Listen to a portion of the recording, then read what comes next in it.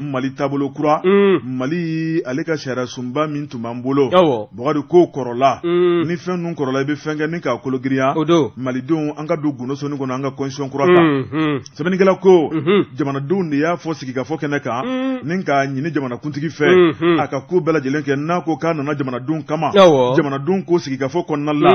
an mago bɛ Mali kura sɛbɛn kura min na a ka ko dabali ni fɛɛrɛ bɛɛ lajɛlen kɛ jan ko baara in bɛ se ka sigi sen kan jamanakuntigi ko ni malidenw ye fɛn fɛn ɲini ale fɛ ale b'o de kɛ sabu ale nakun ye malidenw ye malidenw de wulila k'u jɔ min ye jamana marako juguya jamana ka taabolo juguya Bakari ni k'o kuma da kɛnɛ kan ni ka se ka wulikajɔ kɛ ka tigɛ di ɲɔgɔnmɔ kɛ ni ka fangakɔrɔ dafiri sɛbɛnnikɛla ko n'ale sigira o kan kan Bakari mun na ale b'i kɔdon jamanadenw na jamanadenw ka hakilina dɔwɛrɛ kɔni t'ale bolo k'o baara ɲuman boloda jamanadenw ye o de kumu kɔnɔna la min ye Mali ale ka min kɔni constitution ye Bakari i b'a ye k'a fɔ yɛlɛma bɛna don a la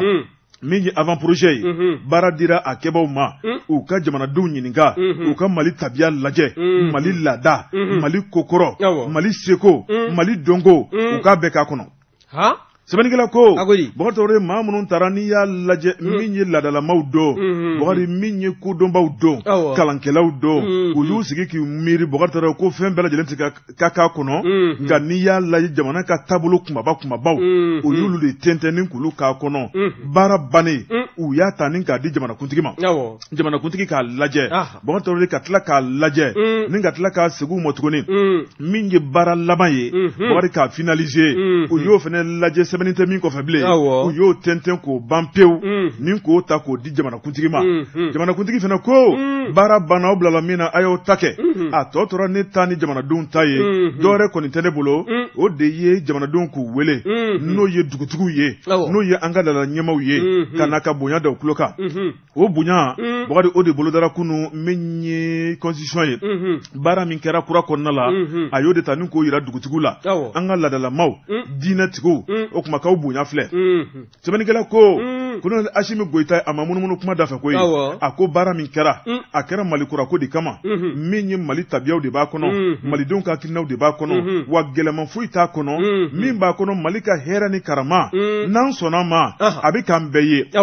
n'an ma sɔn ma a bɛ tiɲɛ an bɛɛ ye o tuma aw minnu ye dugutigiw ye aw ye jamanatigiw ye o tuma ne jigi bɛ a kan ne jigi bɛ aw kan a ka kɛ kuma da ye a ka ɲɛfɔ jamanadenw ye min ye Colonel Asimi Goita ye a ko k'a dan b'a la tigɛnba kan min ye dugu maakɔrɔw ye dugutigiw ye laadala ɲɛmaaw ye Bakari de fɛn duman min bɛ Mali constitution kura kɔnɔ u bɛna kɛ ɲɛfɔliba ye u bɛna kɛ min ye kunnafonidiba ye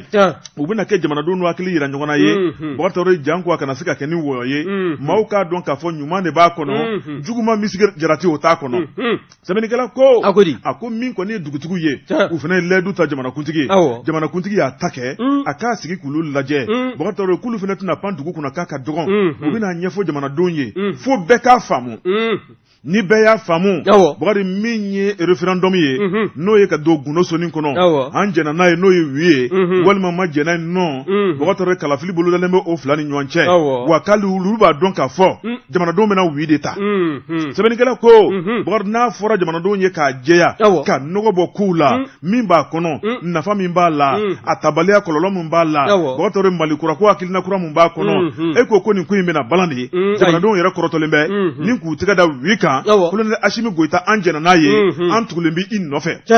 sɛbɛnnikɛla ko Bakari nin bɛna kɛ fiɲɛbɔ dabeleba ye nin bɛna kɛ kunnawolo ye ni k'a ɲɛsin faso Maliba ma kunnafoni filanin ye an ye min bɔ indépendant kɔnɔ a ka bi sɛbɛnnin don Bojabate Namu indépendant maaw an b'u fo ka fara Siribe kɛ kan ni ye n tɛgɛ don ni sɛbɛn bɛ bɔ sɛbɛn minnu k'a ma ko Nouvelle Horizon maa min ka fasiri ye nin ye o ye Seydou Konate ye Konate kɛ ko min ye anw ka soba ye dɛ n'o ye Maison de la Presse du Mali a ɲɛmaaba n'o ye Banjugu Dante ye ko a ma maa dɔ jaabi wa min ye kiiri tigilamaa dɔ ye ni o ye Mohamed Chérif Kode ye a ye o jaabi ni ye kɔrɔfɔ in da k'a lajɛ min a sɔrɔla hakilina minnu fɛ o de ye ala mamɛ février kalo tile 20 tɛmɛlen san 2023 i b'a ye k'a fɔ min ye fara ɲɔgɔn kan jɛkulubaw ye olu kɔni jasola ɲɔgɔn na ni ka kɛ tɔnkuluba kelen ye ka taa kunnafoni di baro dɔ ni ka t'o sigi maison de la presse o ɲɔgɔn ye kɛ soba kɔnɔ ɲɔgɔn ye a kuncɛla min na bɛɛ lajɛlen bɛ o kalama min ye anw ka nin soba in ye a min ye a so vitres ye ka taa se fenêtres ma portes n'o ye dondaw vitres ye nin bɛɛ lajɛlen kɔni kulu dɔ kɔni nana yaara ka don nin yɔrɔ kofɔlen in na sièges bɛ ta i b'a ko papier k'u kɛ ka ɲɔgɔn bon k'o kɛ ko ngɔkɔrɔ ka ɲɛsin nin conférence kɛlaw ma kɔrɔfɔ a kɔni an dayina u ni ɲɔgɔn cɛ wa n'i ye ko in da k'a lajɛ maa caman kɔni b'a la k'i yɛrɛ ɲininka a donni kana bɔgɔ bi la ko jɔnni bɛ na maison de la presse fenêtre minnu n'a vitres kari-kari la fɛn minnu tiɲɛna kɔnɔ nin donni kama février kalo tile 20 tɛmɛlen san 2023 ko jɔnni bɛ n'a sara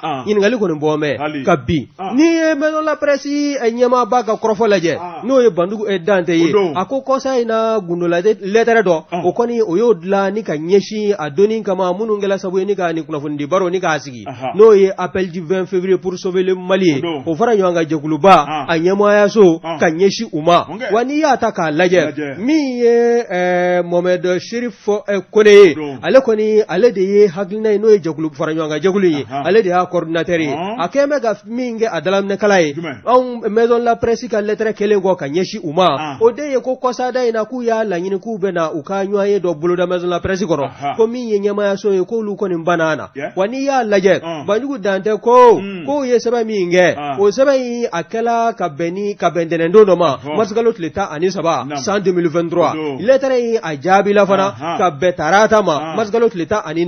o tɛ don n'a dugujɛ wa san 2023 wa ko n'i ye ko in lajɛ olu ka ban kun tɛ dɔwɛrɛ ye dɛ min ye appel du 20 février pour sauver le Mali ye dɛ u kɛra sabu ye ka maison de la presse vitre n'a fenêtre minnu ni ko olu bɛɛ lajɛlen kari-kari min kɔni maa minnu nana kari hali sini u suguma dɔn o kɔni o den senfɛ maa ŋɛniye ɲumantigi wɛrɛw de kɔni bɔla fan wɛrɛ fɛ ni kana yɔrɔ ɲini k'a dilan k'a ɲɛ wa k'olu t'o yɔrɔ dilan ka ɲɛ ye k'o ta k'o di ninnu ma tuguni o ka kɛ sabu ye k'a kari-kari tuguni ko jɔnni bɛna sara u ye ko wa ko kari-karili fɔlɔ min kɛla n'o de ye k'an ka sièges kari k'an ka vitres kari min ye fenêtres ni portes ye ka nin bɛɛ lajɛlen don ɲɔgɔn na o taabolo min filɛ nin ye dɛ ko k'a ɲɛ bɛ ɲini ko wa min ye maison de la presse ye a bɛ taa jalakili sɛbɛn don ka ɲɛsin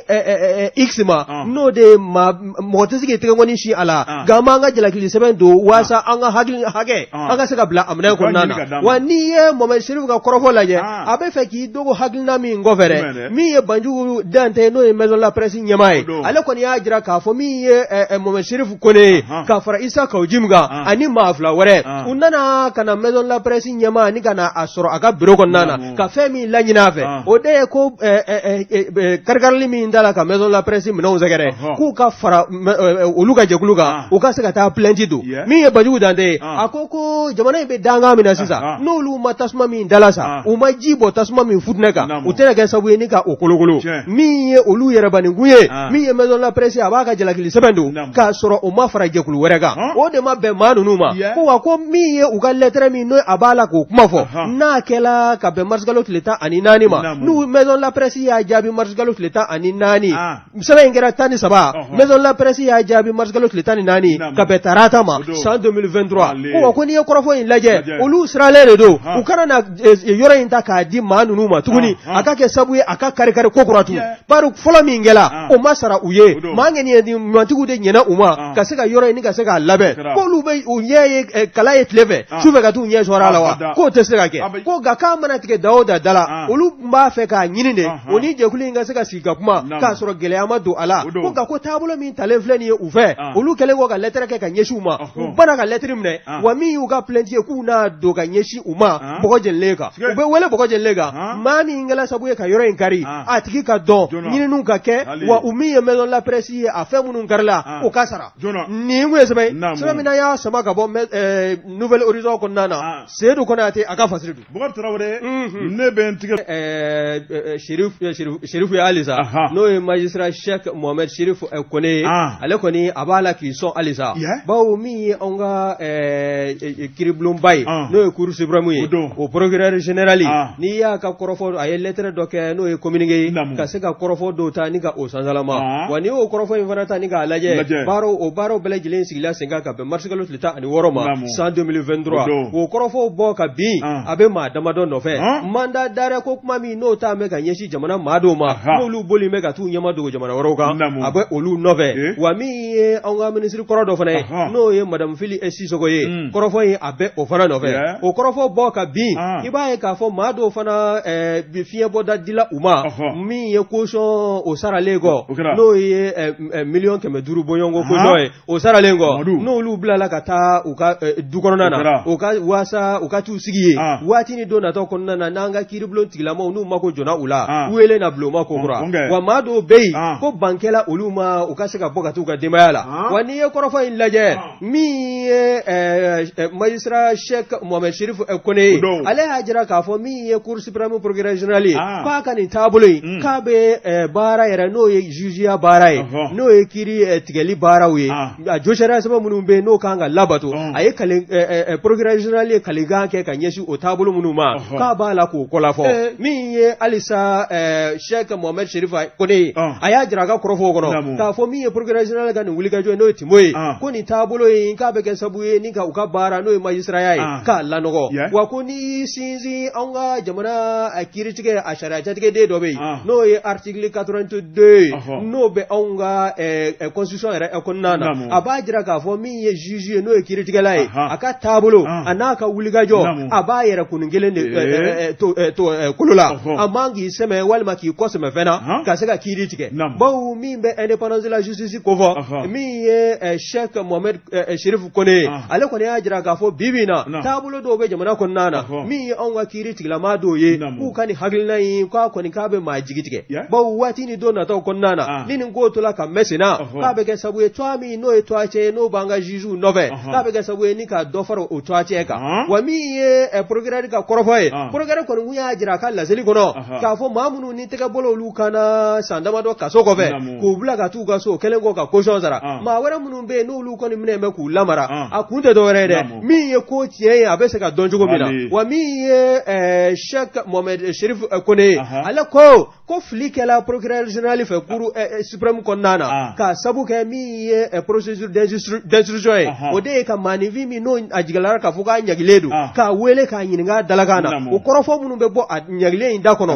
u k'o bɛɛ lajɛlen fara ɲɔgɔn kan an b'o wele ko phase de procédure d'instruction ni o kɔni n'o ma kɛ ka ɲɛ k'o kiiri k'o bɛ se ka lajɛya cogo di min ye Cheikh Mohamed Cherif Kone ye ale y'a jira halisa ko min ye nin taabolo ninnu ye ko n'a fɔra ko maa minnu bɛ cɛmancɛ fanga ɲɛmaaya la bi ko min ye an ka procureur général de la cour suprême ye n'o ye Timo ye ko n'a fɔra k'a b'a la ka baara kɛ waasa olu bɛ se k'a tanto cogo min na k'o taabolo min filɛ nin ko taabolo ɲuman tɛ maa b'i yɛrɛ ɲininka ko yalima ni ɲɔgɔn samasama min bɛ anw ka kiiritigɛlaw ni ɲɔgɔn cɛ a bɛ na to senna ta wa min ye nin taabolo ye ni nin ma ban aw minnu ye maa sugu kelenw ye aw de b'a fini sugu kelenw don n'aw m'aw tɛgɛ di ɲɔgɔn ma jamana dun olu kɛn bɛ ka ɲuguli min kɛ ka ɲɛsin anw ka kiiri tigilamaw ma ko yalima ko dɔ tɛna fara ɲugun kan wa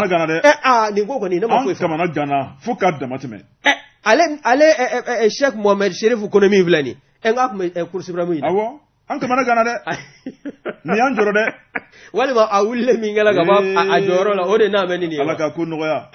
ala ka ko nɔgɔya ne kɔni bɛ min fɔ min ye jamana in ye ni kiiri tigilamɔɔw n'olu m'u ju jɔyɔrɔ la jamana an hakili bɛ min na a tɛ kɛ dɛ nin kun ye sɛbɛn min n'an y'a sama ka bɔ le rassemblement kɔnɔna na faɲɔn danbele a ka fasiri le fixe Phoenix wari sɛbɛnnikɛla wari n'o ye AS ye wari an ka taa Segu Sido ani Balansa do Balansa 400 Balansa 400 Balansa 400 ani Balansa kɔkurunin kelen dugulen bɛɛ t'o yɔrɔ dɔn janko duna ɲɛta ni ci wari tarawele ye tarata tɛmɛnen ye sɛbɛnnikɛla ko min ye bingali wale dɔ tara ni ka 2e arrondissement sɛgɛrɛ n'o ye Segu polisiso filanan ye sɛbɛnnikɛla ko wari tarawele nin kɔni kɛra kinikini belebeleba ye a y'a yira k'a fɔ ka kɔni bingali ɲɛ Bakari maa min ye Segu polisi DR ye n'o ye directeur régional ye min bɛ Segu polisiw bɛɛ lajɛlen kunna o de ye commissaire divisionnaire Ablaye Kulubali a ko min ye Ablaye Kulubali ye Bakari Tarawele a ye Bamakɔ kɛ sabu min ye CSR ye Ablaye Kulubali a dɔnna yen kosɛbɛ n'a ka ŋanaya n'a ka tɔgɔtigiya a n'a ka baara ɲuman sɛbɛnnikɛla ko Ablaye Kulubali a bɔlen kɔ wari a taara aéroport la wari a bɔlen kɔ a ye munumunu salo wɛrɛ kɛ ni ka taa kɛ Segu polisiw ka ɲɛmaaba ye sɛbɛnnikɛla ko baara taara k'a di maa min ma da ka gun kan wari a b'a ɲɛdɔn a ko a bɛ don Segu don min na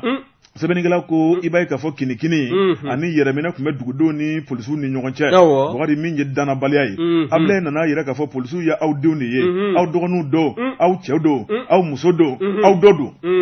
maa kana danfara kɛ maa ni ɲɔgɔn cɛ aw bɛɛ lajɛlen de ye kelen ye polisiw bɛ fini dɔ ka jamana lakana ni jamana lakana ni baara n'a waati banna n'o ye retraité u bɛ segin aw ma sɛbɛnnikɛla ko an bɛɛ lajɛlen n'an jɔyɔrɔ don sabu ni dɔ ma fini don ka walawalali kɛ ka lakana kɛ jamana bɛ bilisa ɲagami o kuma o maaw Bakari Kulu kana fɛsɛfɛsɛ k'olu kɛ ɲigintɔ fɛn ye maa kana i mabulu la a ye ɲɔgɔn minɛ a ka hakilinaw kɛ kelen ye a ka jamana baara min ye Ablaye a nana n'o danaya ye Bakari Tarawele maaw nana sɔmi dɔɔni dɔɔni k'a yira k'a fɔ cɛ mun nalen filɛ Segu an mago bɛ min na a filɛ k'o baaraw de boloda danaya sabatira polisiw ni civiliw cɛ sɛbɛnnikɛla ko Segu ka di sigasigana tɛ yen bandiw bɛ ka minɛ mankan tɛ wɔyɔ tɛ yen nka min ye bamanciw ye u nana u deliko lamaga sɛbɛnnikɛla ko nin ye janfa belebeleba de ye maa minnu ye janfa kɛ Bakari ka mɔmɔ u sigilen bɛ Dakagun kan ye Bakari min ye pick-up jɛman ye Bakari sɛbɛnnikɛla yɛrɛ k'a fɔ ani moto dɔw olu sɔnsɔnna maa damadɔ la